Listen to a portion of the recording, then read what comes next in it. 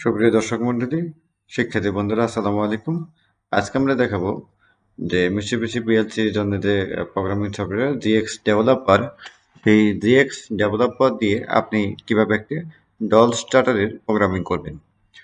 তো যারা শুরু করতেছেন তাদের জন্য এই ভিডিওটা গুরুত্বপূর্ণ হতে পারে। তো চলুন আমরা শুরু করি। তাহলে আমরা প্রথমে নিউ প্রজেক্টে যাবো। নিউ প্রজেক্ট থেকে আমরা একটা প্রজেক্ট নিব। তবে এখানে দেখতে হবে পিএলসি সিরিজ। এখানে আপনার যে পিএলডি সিরিজটি আছে সেই সিরিজটি দিয়ে দেবেন। আমি এফএক্স সিপিইউ সিরিজ আমার আছে। তো পিএলসি টাইপ, যে আপনাদের অনেক টাইপের পিএলসি থাকতে পারে, আপনাদের টাইপ সেটা আপনি দিয়ে দিবেন, তারপরে ওকে দিয়ে দিবেন। তো আমরা হচ্ছে যে এখন আমরা একটি নিব পিএলসি তে ডল স্টার্টার তৈরি করব। তো আমরা প্রথমে হচ্ছে যে এখান থেকে একটা ওপেন কন্ট্যাক্ট, যেটা x0 নিলাম। x0 নেই, x0।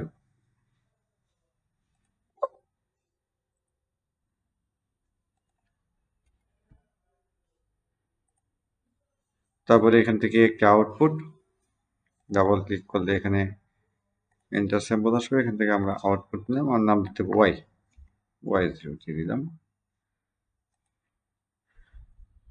সরি, আমরা এখানে একটা ক্লোজ কন্ট্যাক্ট দিতে ভুলে গেছি। একটা ক্লোজ কন্ট্যাক্ট দিলাম, এটার নাম যেহেতু x1, আগে x0 দিয়েছি। এখন এখানে আমরা ল্যাচিং করব।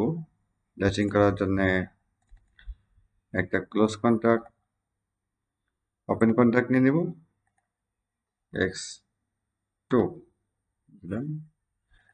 তো এখন ই করবেন এটাকে,